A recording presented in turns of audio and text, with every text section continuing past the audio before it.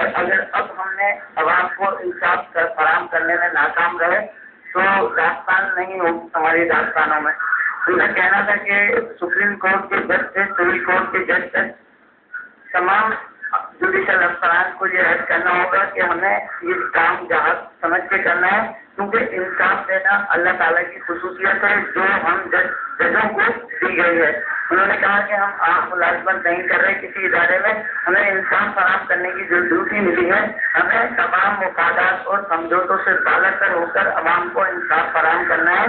کیونکہ 2 سال قبل عدلیہ کے خلاف جو دباؤ آیا تھا، معزز ججوں نے جو 60 ججوں نے دباؤ قبول کرنے سے انکار کیا تھا، اس کے نتیجے میں پاکستان کی 17 کروڑ عوام ہمارے پیچھے کھڑی ہو گئی تھی اور عدلیہ کی آزادی اور قانون کی بالادستی کی تحریک میں نہ صرف وکلا، سول سوسائٹی کے نمائندے، سیاسی جماعتوں کے نمائندے، خواتین، طلبا، مزدور، تمام لوگ شامل تھے اور ان کی یہی توقع تھی کہ اس تحریک کے بعد عدلیہ آزاد ہوگی تو لوگوں کو سچا انصاف فراہم ہو سکے گا.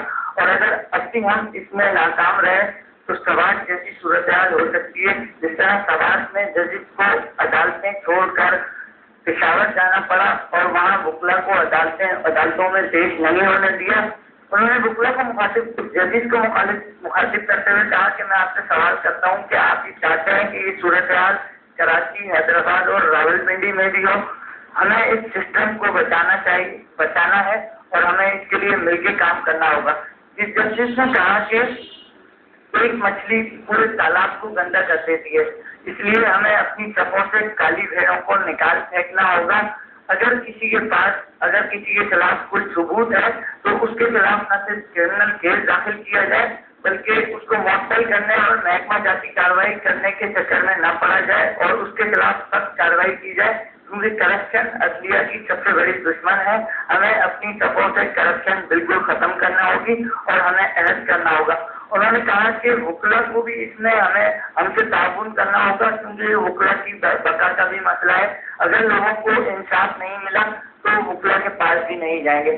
جس جسٹس نے ایک مثال دی، انہوں نے کہا کہ جس طرح ٹی وی چینلز پر اور زبان زد عام پر آج کل یہ باتیں سننے میں آتی ہیں کہ ایک وکیل کرنے کے بجائے جج کر دیا جائے، تو انہوں نے کہا، ان کا کہنا تھا کہ یہ بہت شرمناک بات ہے اور ہمیں عوام سے اس تاثر کو ختم کرنا ہوگا اور اس کے لیے ہمیں عملی طور پہ اقدامات کرنے ہوں گے اور انصاف کی فراہمی کر کے دکھانی ہوں گی.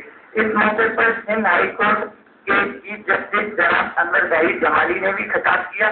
انہوں نے بھی جج صاحبان سے یہ گزارش کہ وہ عوام کو سستے انصاف کی فراہمی میں اپنا کردار ادا کریں اور پولیس کو پابند بنائیں کہ پولیس جو عام کیسوں کے چالان ہے وہ 14 دن میں پیش کرے اور ججز چالان کا بہت جائزہ لیں اور اگر چالان ٹھیک نہ بنا ہوا ہو تو اسے اٹھا کر پھینکیں.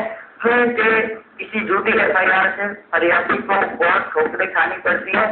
ہمیں عوام کو سستا اور فوری انصاف فراہم کرنا ہے، جس کے لیے سول جج سے لے کے سپریم کورٹ کے جج تک کو اپنا کردار ادا کرنا ہوگا.